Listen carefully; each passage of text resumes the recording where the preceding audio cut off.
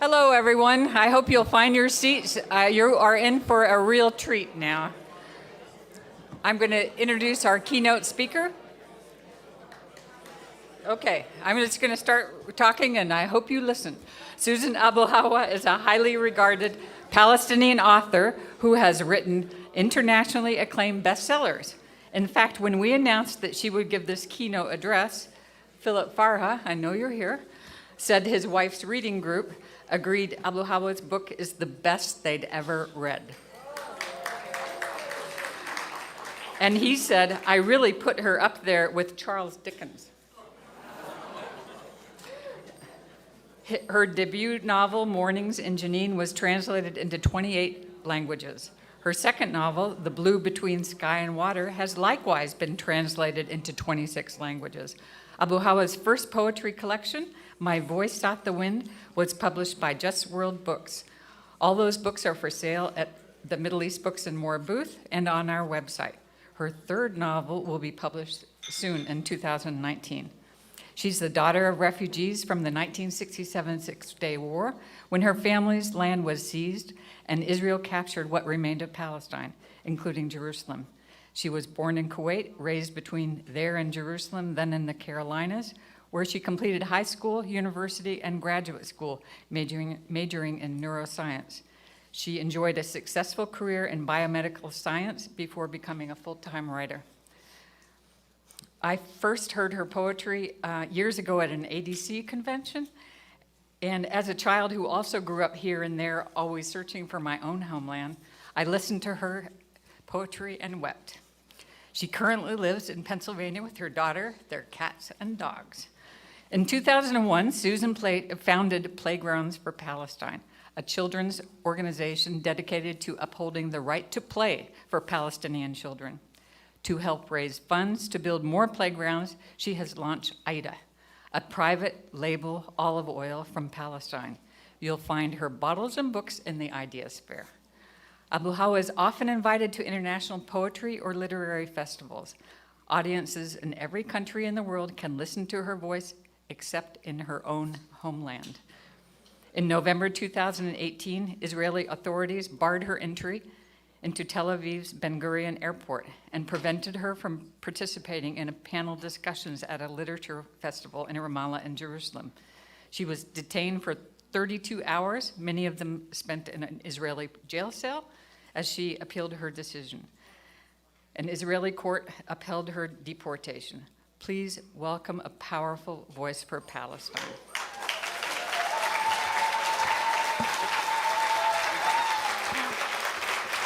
Thank you. Thank you so much for that generous introduction. It's really great to be back at the Washington Report. This is an institution that was one of the main sources, or first sources we had for independent media, and it's an honor to be the keynote. I'm too short to see that. I hope my clicks will work. I want in this talk to try and examine the nature of Israel in the world. And to do that, is it working?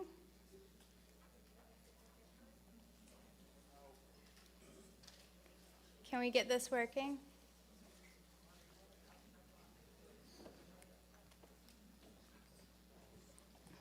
You know, we just ran through this. There we go. Okay. I'm going to try and present a survey of Israel from multiple angles that are going to seem disparate and unrelated. And they include democracy, nature, global weapons, friendship, and archaeology. Most of us in this room understand the colonial and apartheid underpinnings of Israel, which manifest in the unrelenting daily horrors and indignities for Palestinians. On the other hand, some folks see Israel as a benevolent place trying to exist with Palestinians. But I would like to look beyond this kind of contained binary framework relative only to Palestinians because Israel is so much more. Every country in the world, of course, has good and bad elements, but I do think it's possible to pinpoint a kind of general imprint for societies, the way they exist in the world, and also, more importantly, how they impact the rest of the world. And to do this, I found that national spending data are useful. When we look at Israeli spending, we find that it is second only to Saudi Arabia, that other bastion of human rights, in spending, arms spending per capita in the world, exceeding the United States military spending per capita, as well as exceeding US military spending as a percent of GDP. I'm going to talk about what all of this means in real life.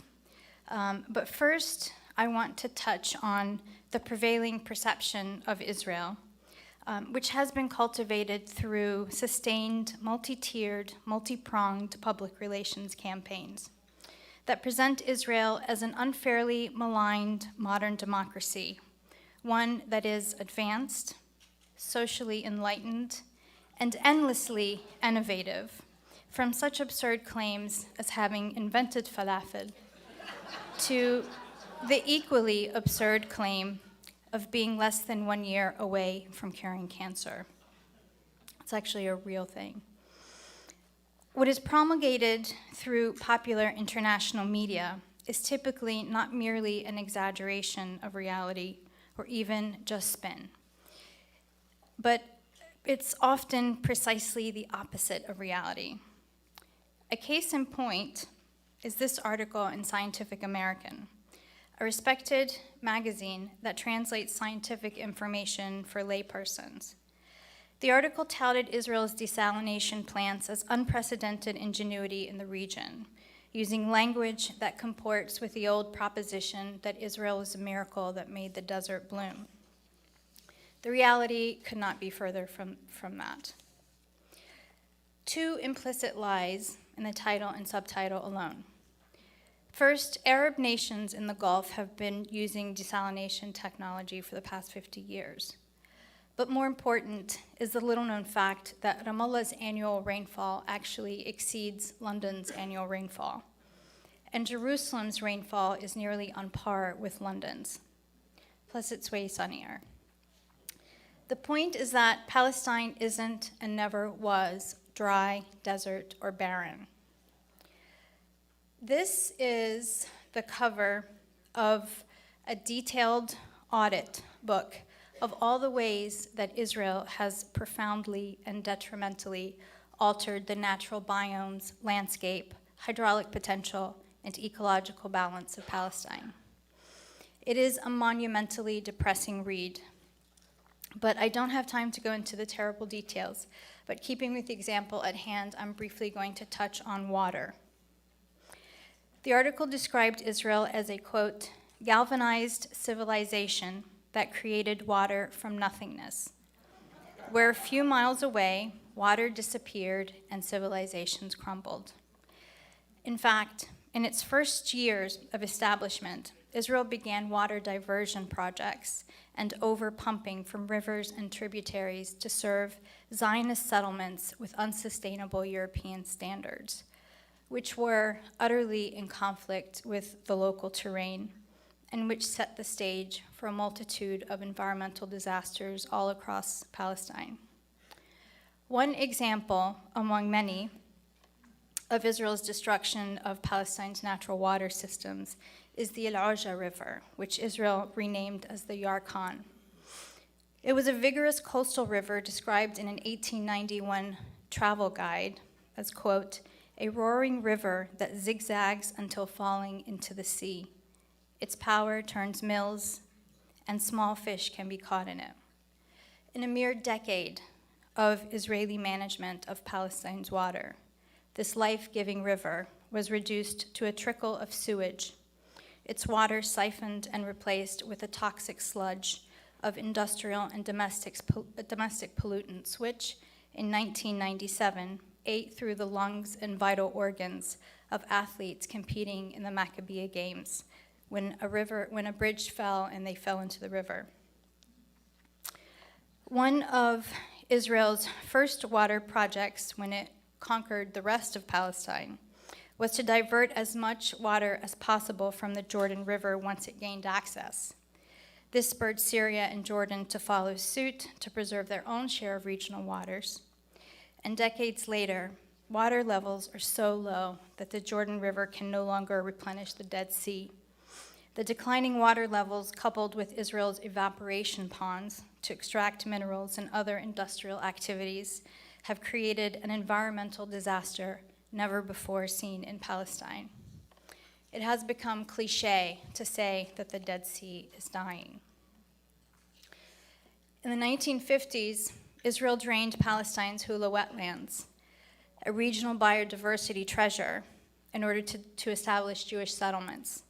Hundreds of such colonial projects have greatly denigrated the rich biological and geographical diversity that once thrived in that terrain where 3 continents meet. Some of the fish and birds that were destroyed by this project were found nowhere else in the world and have since gone extinct. This is to say nothing of the way that the land has been scarred and disfigured, hilltops decapitated for rapacious settlements, millions of imported fast-growing trees planted to conceal destroyed Palestinian villages, only for these non-native trees to be rejected by the land in massive forest fires, leaving a scorched earth on hundreds of thousands of acres. And it is to say nothing of the systematic ways in which Israel uproots olive trees and other fruit-bearing trees that sustain Palestinian families. There are countless such examples and systematic ways in which Israel has devastated nature, sometimes in ways that cannot be undone. And although Israel's role as a destroyer of Palestinian society overshadows their environmental record, Israel should nonetheless be counted among the world's polluters, decimators of trees, and spoilers of nature. I want to turn now to Israeli innovations and exports, because Israel leads the world in several niche death, surveillance, suppression technologies and tactics. It is well known and admitted by Israeli weapons manufacturers that they test their weapons on Palestinians. And Gaza is their biggest laboratory. According to Darrell Lee of the University of Chicago, Gaza is a, quote, space where Israel tests and refines various techniques of management, continuously experimenting in search of an optimal balance between maximum control over territory and minimum responsibility for its non-Jewish population. I told you earlier that Israel is right there with Saudi Arabia, leading the world in military spending per capita. Other countries like the United States, Russia, and China aren't far behind. But where an extraordinary difference emerges is with military exports.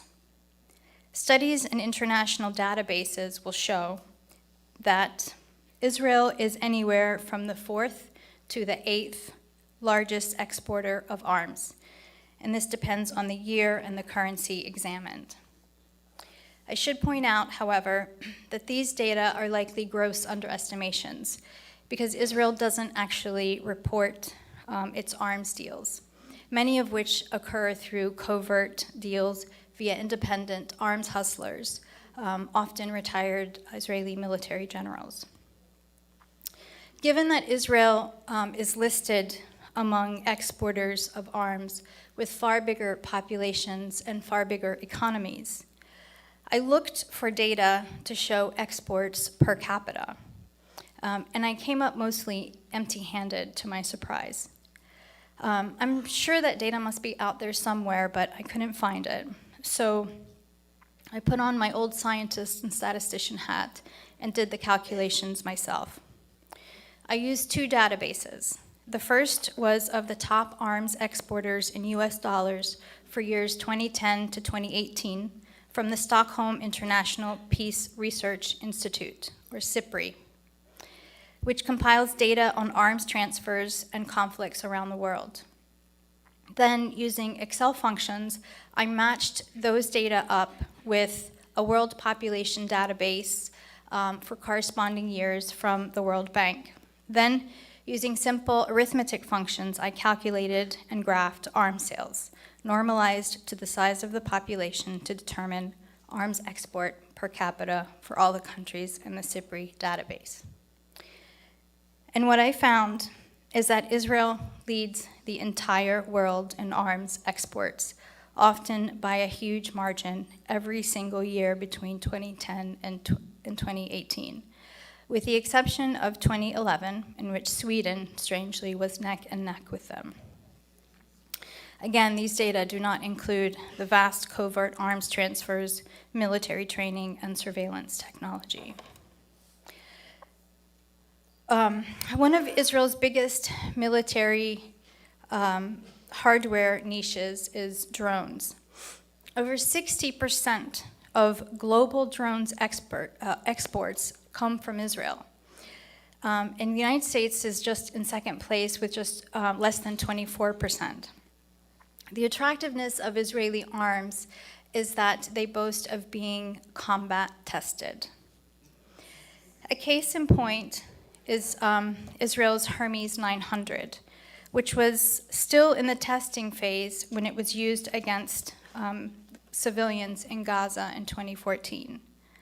A mere 3 weeks after that onslaught in Gaza that murdered 2,200 people and maimed tens of thousands more, Israel held a drone trade show called Israel Unmanned Systems 2014, in which that Hermes 900 was all the rage for its so-called performance in Gaza. In that assault in 2014, Israel used drones to kill at least 840 people.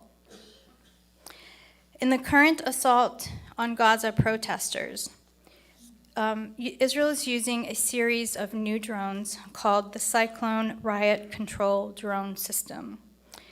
It's being used to spray aerosol and gas substances from the sky. They appear to be used for the first time against the Great March of Return. The company that makes the Cyclone claims on their website to be a leading supplier for police in the United States, and they boast that their product claims are based on practical field experience. This is what it looks like.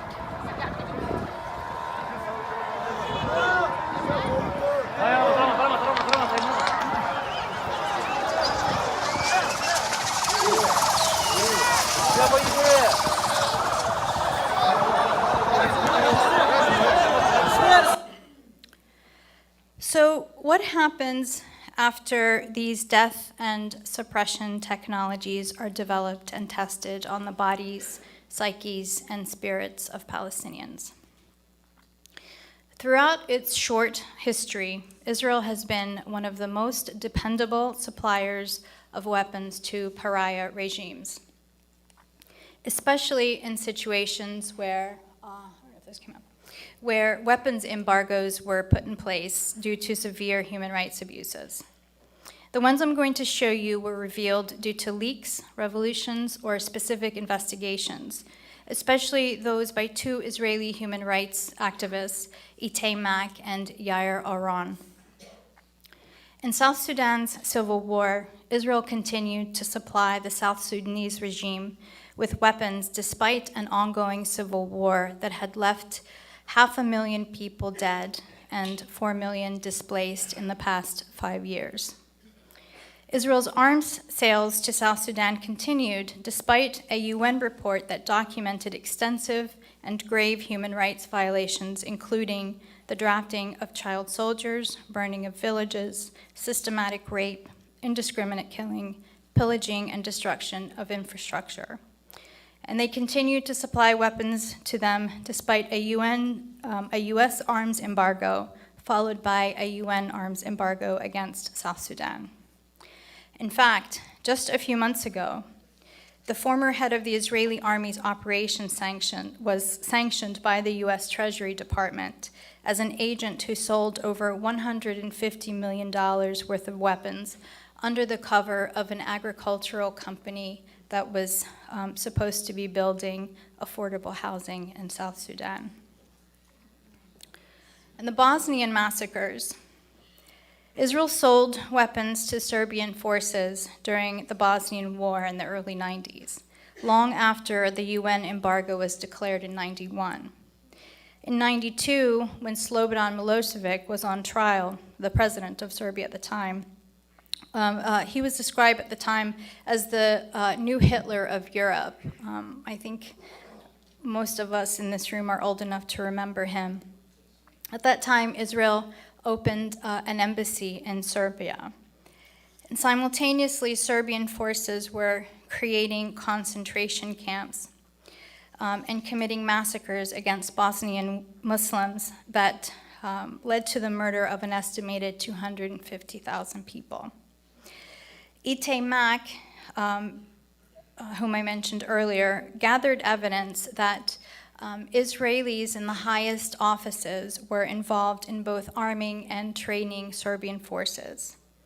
Mak and Oran then petitioned the Israeli Supreme Court with concrete evidence of this, including the diary of Ratko Mladic, who's on trial at the ICC for war crimes. They had his diary in which he cataloged all the training and weapons that were transferred to them. Israel's High Court rejected the petition, arguing that declassifying documents exposing Israel's role in the Bosnian genocide would harm Israeli interests. Adding insult to injury, Israel is now engaged in revising the history of this genocide. So, Israel supplied weapons to Serbia while it was known that they were committing genocide, and while there was a UN embargo, arms embargo in place, and Israel's High Court covered it all up. In Myanmar, we know that Israel continued to transfer weapons to the Burmese army long after they were accused of committing war crimes, including murder, rape, torture, and the burning of villages that left thousands dead and at least 700,000 displaced from the Rohingya minority. Israel was selling arms to Myanmar well after the European Union and the United States imposed an arms embargo on the country. Mak and Oran petitioned the Israeli High Court to stop these weapon sales, but the ruling was kept classified. But we know that Israel continued to supply armored land and water vehicles and artillery to the Burmese military. So, once again, Israel supplied arms to Myanmar while it was known that they were committing ethnic cleansing and while there was a UN embargo in place, and Israel's High Court helped to cover it up and enable it. In Rwanda, going back again to the 1990s, to another horrific genocide. An estimated 1 million men, women, and children were massacred in Rwanda in the space of 100 days. It is said to be the fastest pace of genocide in human history. Israel provided the rifles, ammunition, and grenades that made it all possible. Ite Mak, again in petitioning the Israeli High Court to declassify the arms transfers, quoted the Israeli arms dealer who in Rwanda said, quote, "I'm actually a doctor," unquote, expressing pride for supplying those weapons because, he said, he helped the victims die quickly. Israel's High Court ruled that the details of those arms deals will remain a secret, again, claiming that it would harm Israeli interests to reveal the extent of those arms transfers.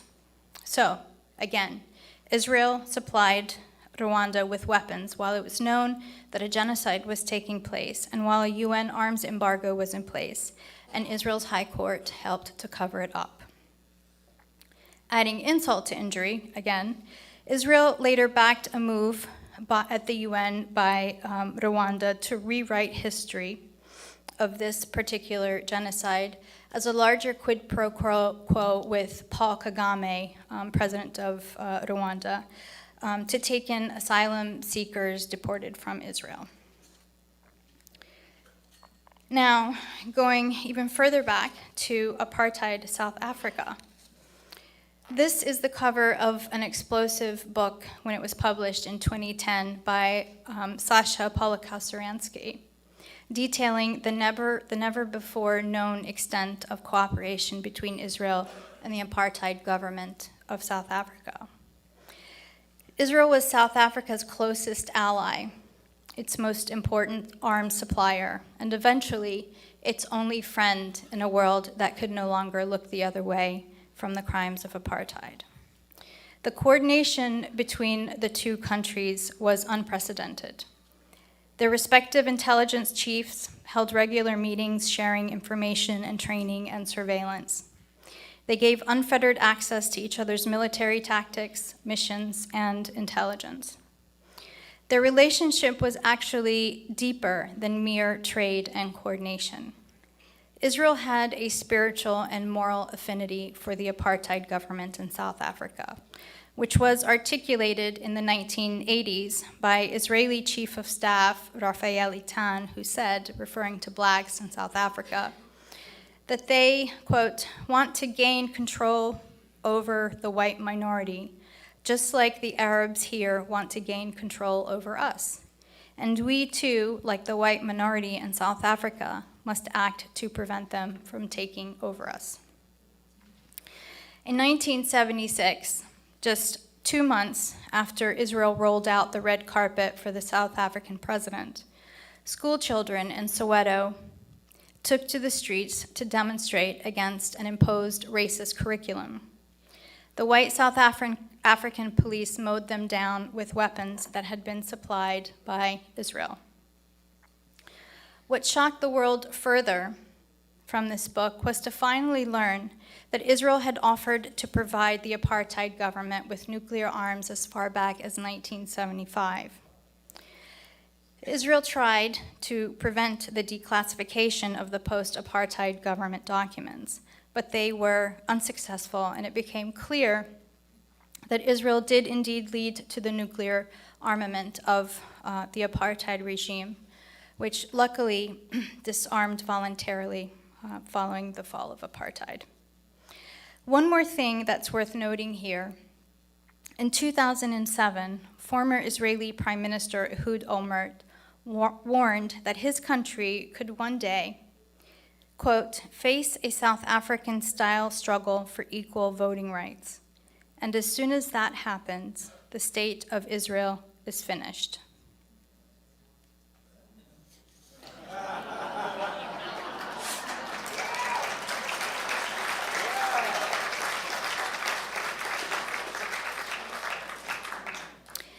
There are so many more examples of such violent Israeli subterfuge in the world. And I'm going to quickly rattle through a few of these examples without going into detail for the sake of time. But just know that every one of these instances, and this is not a complete list, of sub-rosa arms sales occurred to bolster repressive, brutal regimes at different times, and as well as training of mercenaries to facilitate corporate plunder. Israel continued supplying arms to the former repressive white colonial regime in Rhodesia, or modern-day Zimbabwe, after UN sanctions were imposed in 1967. Israel armed and supported Portugal against national liberation movements in the former colonies of Mozambique, Angola, and Guinea-Bissau. Israel funded and trained the military repression of anti-colonial uprisings and/or dictatorships in the Ivory Coast, Central African Republic, Benin, Togo, Cameroon, Senegal, Uganda, Nigeria, and Somalia. Israel armed all sides of the Angola Civil War at different times over 40 years. They used this colonial tactic in other places to fuel and arm wars to divide and reconquer Africa. Israel armed and trained elite units in Zaire, now the Democratic Republic of Congo, bolstering the brutal rule of Mobutu Sese Seko following the assassination of Pan-Africanist Patrice Lumumba. They sold arms to Sri Lanka to suppress the Tamils. Israel provided nearly all arms sold to the Somoza dictatorship in Nicaragua that terrorized its people for over 12 years. Following the democratic election of the Sandinistas, Israel funneled arms to the brutal Nicaraguan Contras and was embroiled in what became known as the Iran-Contra affair. They likewise sold arms to Guatemalan death squads, as well as death squads in El Salvador and Honduras, to Chile during Pinochet's horrific dictatorship, to Rafael Trujillo during his dictatorship of the Dominican Republic, to the terrorist Argentinian junta in the 1970s. In many of these places, Israel also sold surveillance technology to monitor phones and track political activists. They did the same thing in the Philippines during the Ferdinand Marcos era and in Indonesia under the repressive Suharto. They're also now supplying weapons to the accused war criminal of leader of Philippines, Rodrigo Duterte. In Cameroon, Israeli generals provide training and arms to protect dictator Paul Biya, who has been crushing political dissidents, disappearing, assassinating, and torturing activists. They're doing the same thing in the oil-rich Equatorial Guinea, colluding with Obiang Nguema and ExxonMobil to suppress political dissent and facilitate the siphoning of that nation's resources to enrich its rulers and U.S. And Israeli corporations, while its people languish in abject poverty. Israel also provides countries and corporations with wares and training for domestic policing and suppression of dissent. In places like Brazil, Israel plays a huge role in the domestic surveillance, prisons, militarized borders, and internal policing and suppression. In the United States, there is widespread training of U.S. police departments. The export of Israel's brutal tactics to the United States has been so alarming that Jewish Voice for Peace launched a dedicated campaign called Deadly Exchange to fight against it and bring awareness. Over 200 police and security agencies across the United States have gone on training junkets to Israel. And I think these are just the ones that are funded by one domestic Zionist agency, where they are both brainwashed about Israel and instructed in ruthless military tactics. The impact of this cooperation between U.S. domestic police departments and the Israeli occupation military came to light after the Ferguson uprising, in which RoboCop police showed up in military gear to suppress unarmed, peaceful protesters. It turned out that the Ferguson Police Department had gone on one of these training junkets in Israel.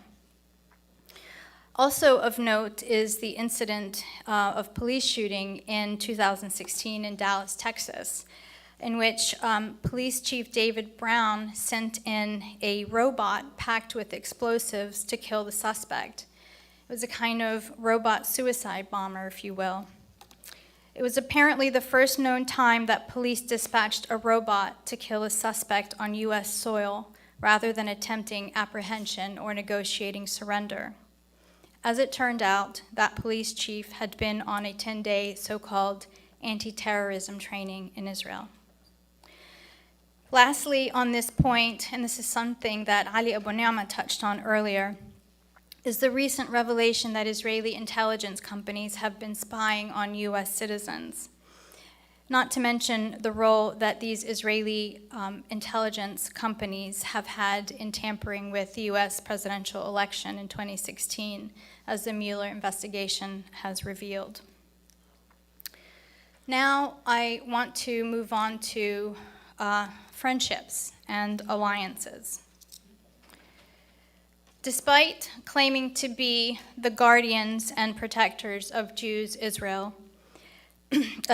everywhere, Israel actually has courted some of the world's most notorious anti-Semites, as long as they support Israel's occupation and buy their arms. John Vorster, the apartheid South African prime minister that I mentioned earlier, was a Nazi sympathizer who was imprisoned by the British for his ties to the Grey Shirts fascist militia. In 1976, Yitzhak Rabin heaped praise on him and gave him the red carpet welcome when he visited Israel. Israel has cozied up and is supporting ultranationalist, ultra-right, anti-minority, racist, homophobe Bolsonaro in Brazil, who said, quote, "Refugees are the scum of the earth." He told a female colleague she was too ugly to rape. He threatened to destroy or imprison his political opponents. He spoke favorably of torture. He lamented that the Brazilian cavalry wasn't as efficient as Americans who exterminated the Indians. And he said that he'd rather see his son die in a car crash than hear he was gay. Israel has also developed ties and has been arming and training neo-Nazis in the Ukraine. Israel likewise opened its doors to anti-Semitic Prime Minister of Hungary, Viktor Orban, who praised his country's World War II-era leadership that presided over the mass murder of Jews. And he employed terrible, age-old anti-Semitic tropes to demonize George Soros. In December, Netanyahu even met with him to negotiate the opening of a revisionist Holocaust museum in Budapest, which basically exonerates Hungary's role in Europe's Holocaust. Netanyahu signed a joint declaration with the right-wing Polish Prime Minister Mateusz Morawiecki, which likewise wipes clean Poland's record in Europe's Holocaust and rewrote history to state that the Poles were actually helping Jews escape Nazis. Of course, there's this card-carrying anti-Semite that Israel loves and embraces. Netanyahu went so far as to make excuses for Hitler, claiming in 2015 that Hitler wasn't the monster we all thought he was. Rather, that it was a Palestinian leader, Haj Amin al-Husseini, who convinced him to actually kill European Jews. Luckily, Netanyahu crossed a line with that one, and European leaders and historians rose together to give them a foul card. The last bit I want to touch on briefly has to do with the way that Israel's rewriting of history is robbing the world of archaeological treasures and important history that belongs not only to Palestinians, but to all of humanity. Because Palestine is an extraordinarily special place. While it already has an indigenous population that formed there over millennia, Palestine holds a history that belongs to all people of monotheistic faiths. Since its inception, Israel has worked tirelessly to erase the footprints of the many civilizations, religions, and peoples who existed in that land before, during, and after Jewish presence in the land. The existence of so many churches and mosques are particular irritants to Israel, and it has worked in earnest to destroy, desecrate, or control them from the beginning of their control over the land. Immediately after the Nakba, Israel began a campaign of destroying the Palestinian villages it had just depopulated, including tearing down mosques and churches, some of which were centuries old and of great religious and historic significance, like the Sheikh Eid Mosque in Jerusalem that was built by one of Salah ad-Din's sons. In places where new Jewish inhabitants took over Palestinian towns, non-Jewish places of worship have been turned into nightclubs, animal pens, restaurants, brothels, and the like. Other mosques were made inaccessible, declared closed military zones, leaving them derelict. When the Islamic movement once helped a group of internal refugees from the former village of Sarafand restore their mosque in 2000, it was bulldozed overnight in still unexplained circumstances. Increasingly, Jewish militias are vandalizing and burning churches and mosques without any consequence to perpetrators.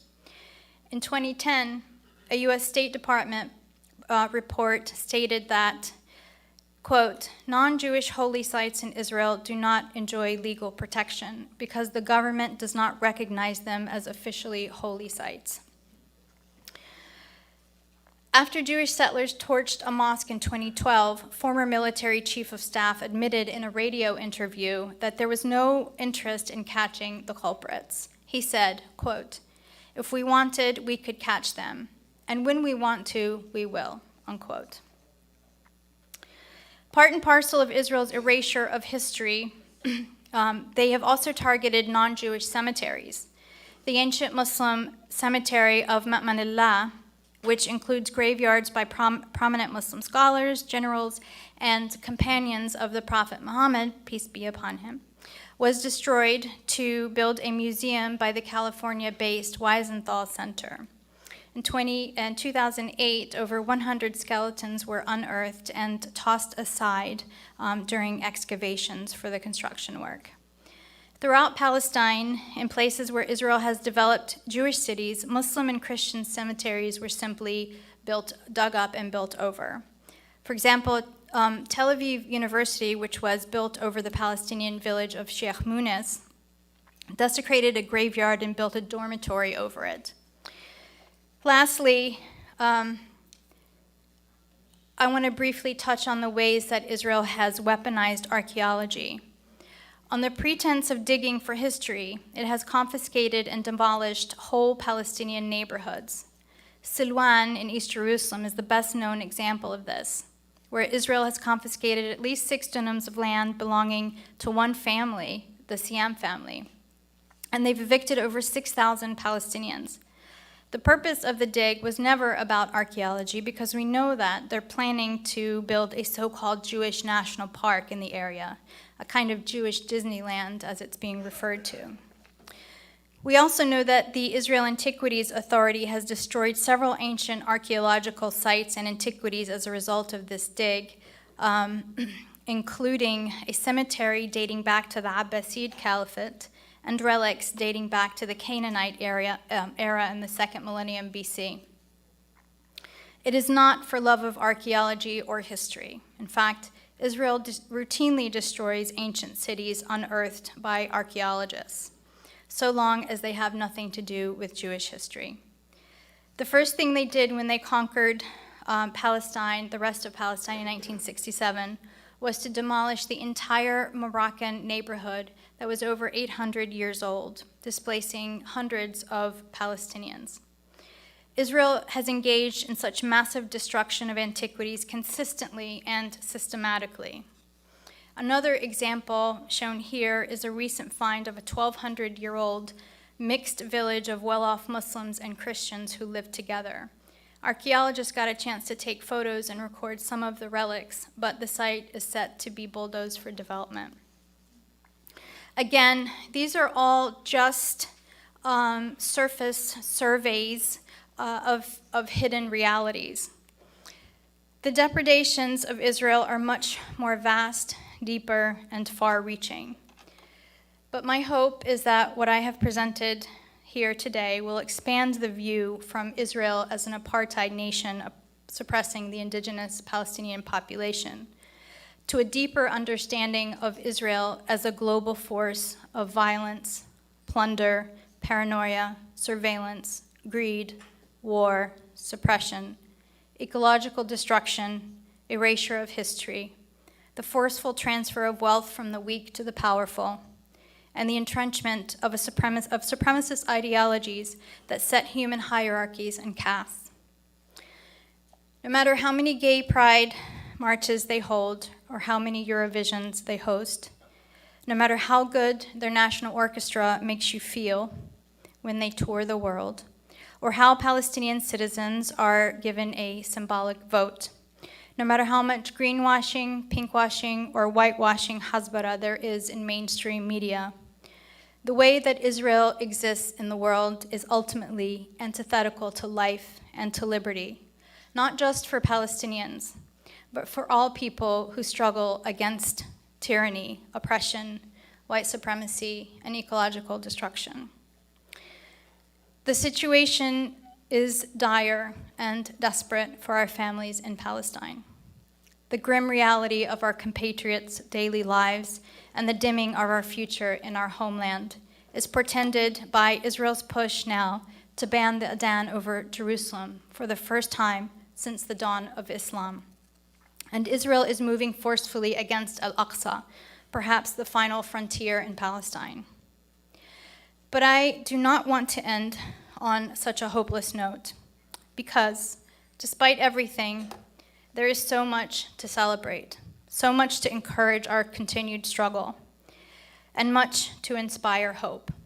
In fact, I believe that Israel's current escalation of their ongoing ethnic cleansing is in many ways a desperate, though counterproductive, response to the growing international repudiation of them, including by young Jews whose moral compass is not guided by Zionism. The conversation is changing here and around the world. Palestine is the single issue splitting leftist movements and parties globally. The Democratic Party here in the US, the Women's March, the Labour Party in the UK. Increasingly, we are not alone. Points of intersection with liberation movements around the world are being filled with reciprocal solidarity. And more importantly, our people on the front lines have not given up, and they continue every day to fight and insist on life. And in the bigger picture afforded by historical examples, Palestine actually follows time-tested trajectories of liberation. Difficult and bloody as these paths always are, I believe that ultimately, restoration to our homeland, to liberty and dignity, is our only collective destiny. Thank you.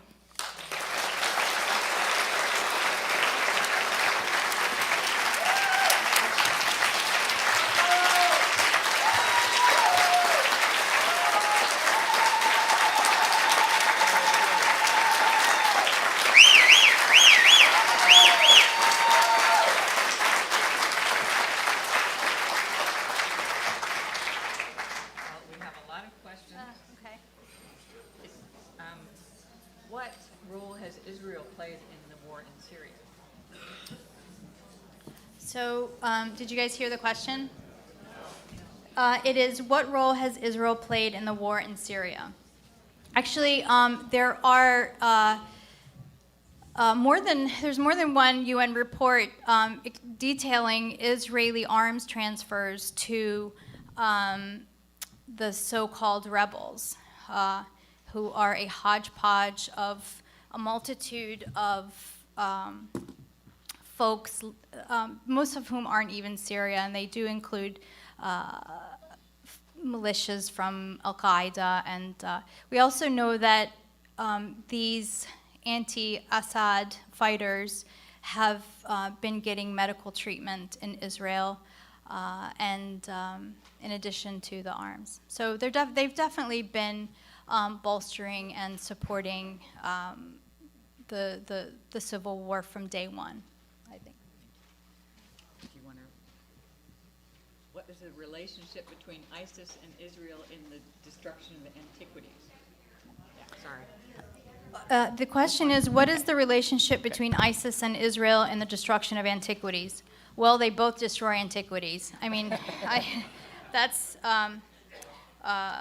don't think they're colluding necessarily in the destruction of antiquities, but you know, ISIS, they're both anti-culture.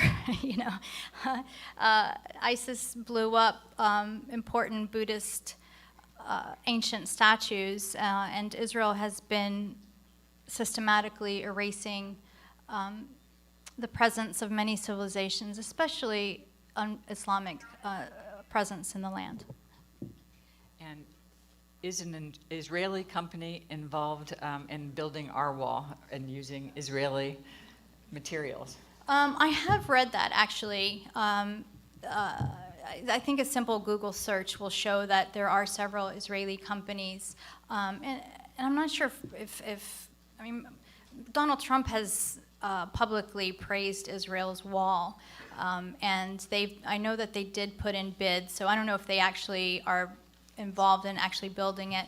I also read that they are possibly involved in the surveillance and providing some of the surveillance equipment for the wall. Right, albeit. Any idea what percentage of police in the USA shooting blacks were trained or trained by Israel here or there? That's a good question, and it's actually one that I've been trying to get information on, especially in our city in Philadelphia. But I'm not the expert on that, and I think the most reliable place at this point is Jewish Voice for Peace Deadly Exchange program that I mentioned earlier. They have been sending or filing FOIA applications in many cities. And it's a bit stunning how many people, how many police departments, and it's not just police departments, it's also places like university security. All these major universities have been sending their security departments to Israel, which is really scary because, campuses is where a lot of activism takes place. So you can pronounce these villages better than I. Okay. In 1967, Israelis uprooted about 10,000 and demolished 3 villages, Emwas, Yalu, and Beit Nub. Beit Noba became a settler colony named Mevo Heron. The other 2 became a park called Canada Park. Do you have any info on these villages? I don't. I'm sorry. Can you talk about Israeli agribusiness and destruction of Palestinian heritage, agricultural heritage? Actually, this is very relevant to the first bit that I talked about regarding the destruction of Palestine's water system. Israel, in its early propaganda campaigns, was sort of trying to create the quote-unquote the new Jew, who was going to be an agrarian person, sort of farming the land and so forth. And it was very much built into the Zionist ideology of sort of tilling the land and so forth. And they siphoned an extraordinary amount of water to sort of have this appearance of agricultural success, even though agriculture was a very tiny portion of their GDP. So there was, there's the environmental destruction aspect of it. The other part is that the Israeli agricultural sector employs its laborers from Palestinian farmers whose land has been confiscated, and so they're forced to become day laborers, very low-wage day laborers, and they also employ children. There were reports last year of child labor and a lot of illnesses happening to children from the pesticides that are used. And then there's the issue, the other end of that is the toxic waste from Israel, not just from the agricultural sector, but from all sectors, industrial sectors and domestic usage. Waste gets dumped into Palestinian towns.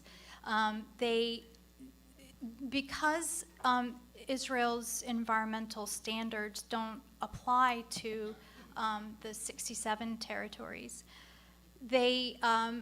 all these industries take their toxic waste and dump it in Palestinian towns. And they give, desperate people who are living in poverty a few shekels and end up completely decimating, the area and causing a lot of illnesses among local inhabitants. They also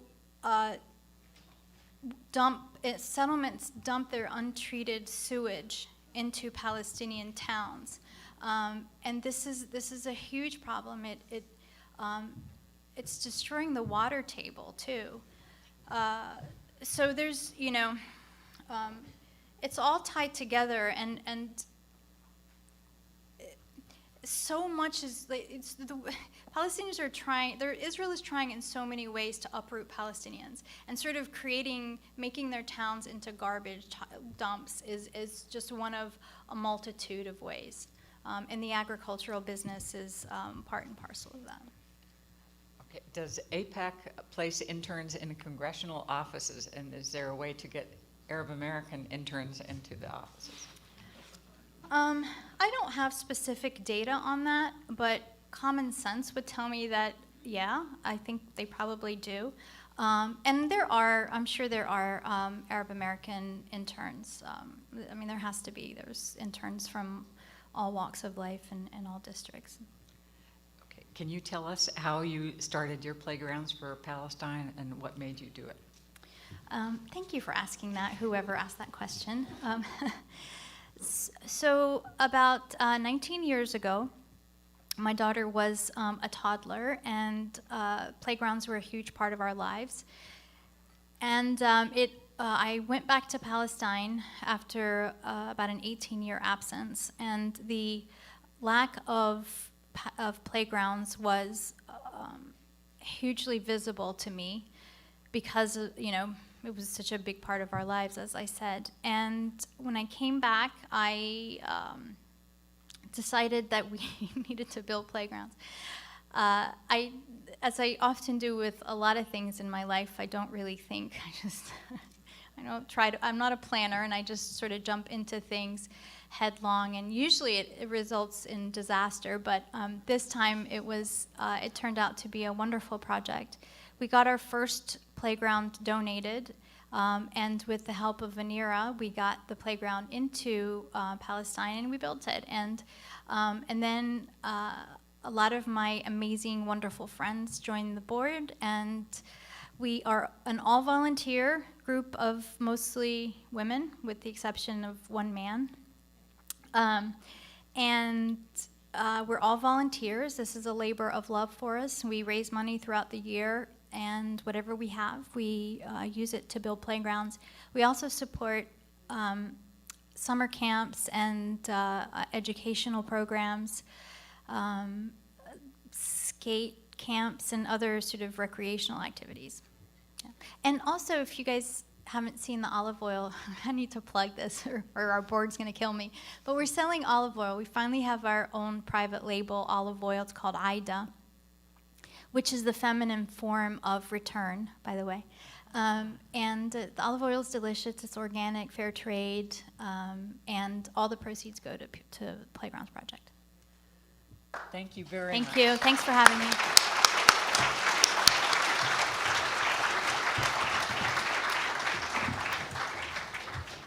And you can go buy some during the next break.